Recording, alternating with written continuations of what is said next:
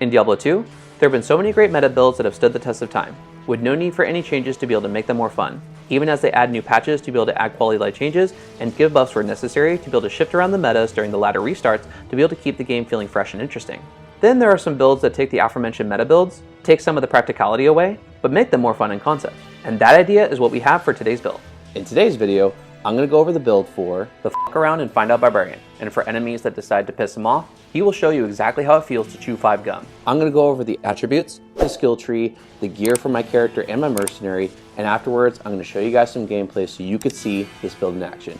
But do keep in mind that when it comes to this build, there are different ways you can be able to gear the character depending on your needs, whether you're trying to go for maximum DPS, you're trying to do a magifying character, or a hybrid of the two. Just keep in mind when it comes to looking at the gear choices that I'm going to be choosing, that you can choose alternative gear depending on the demand that you have for your build. Now let's go ahead and get into the video.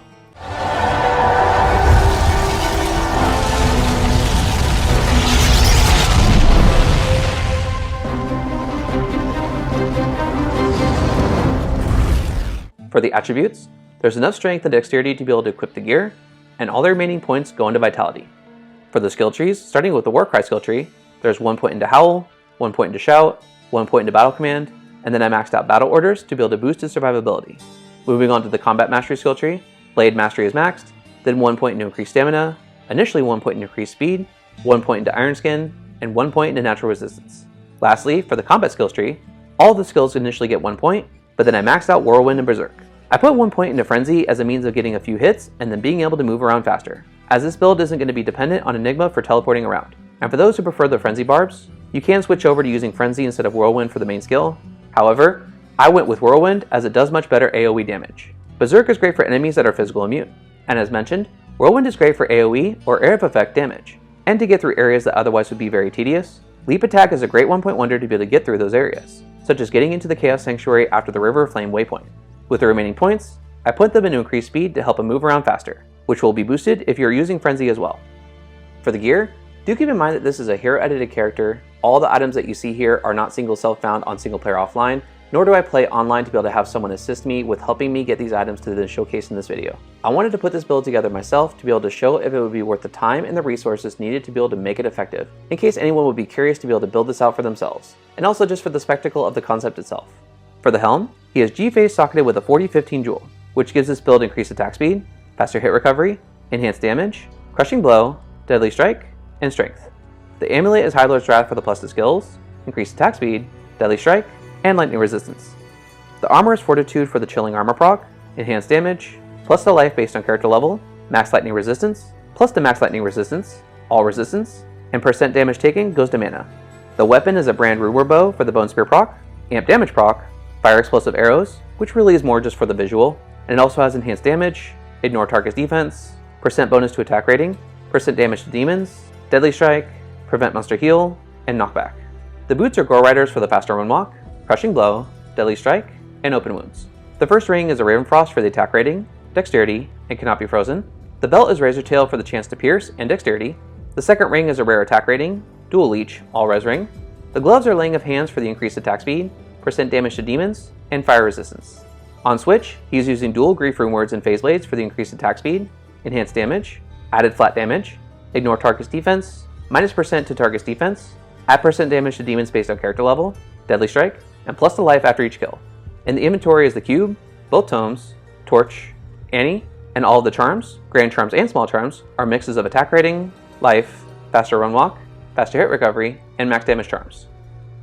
For the additional stats, starting with when using Brand, he has 6% life leech, 7% mana leech, 55% increased attack speed, 39% faster run walk, 69% faster hit recovery, 680% damage to demons, 50% crushing blow, 87% deadly strike, and 33% chance to pierce. Now for switching to using dual griefs, the differences are now plus the 30 to life after each kill, 95% increased attack speed, negative 25% to target's defense, and a reduction from 680% to 535% damage to demons. For the Mercenary, he is the Act 2 Might Mercenary using Andario's Visage socketed with a Ral rune, Fortitude for the body armor, and Pride for the concentration aura for more overall damage.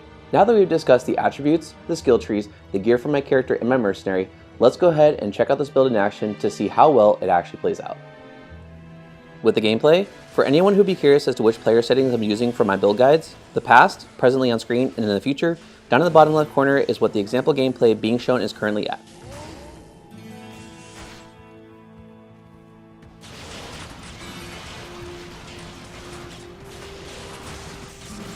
This build is centered around primarily using the bow, seeming to be a lesser threat for enemies to come up and start attacking. The brand bow is more than capable of killing enemies. However, if the enemies get too close and essentially start to poke the bear,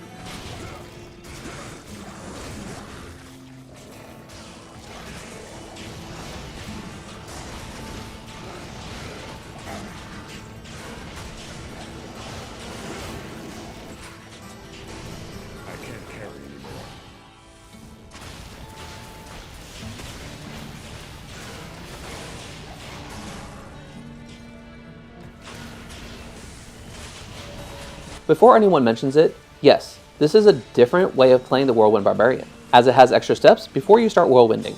However, this is what I saw in the fun of the build. It's not to be taken as serious as a typical Whirlwind Barbarian, or even a bow-wielding Barbarian, such as what Seer is doing in his latter Season 5 hardcore playthrough. It's a fun twist on different playstyles for the sake of the spectacle of taunting without using taunt, giving the impression of being weaker than you really are, then showing your true power once amp damage procs.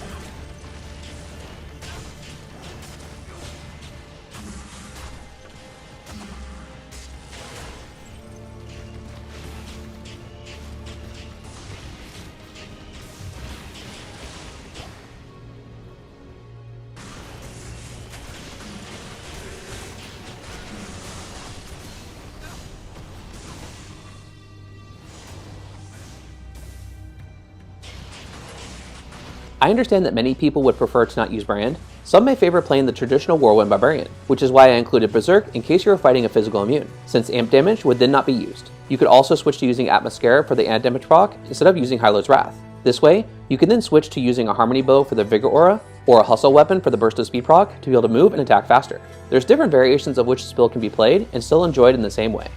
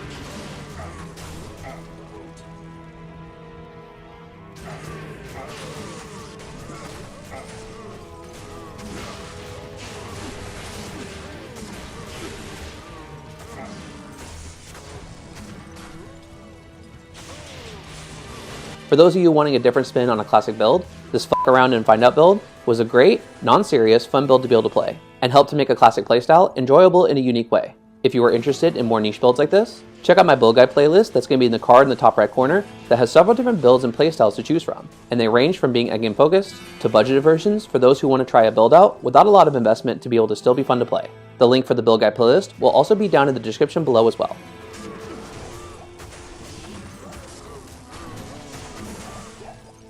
And that's going to wrap it up for today's video. I hope you enjoyed it and were able to see if this build would be something that you would be interested in going into the future.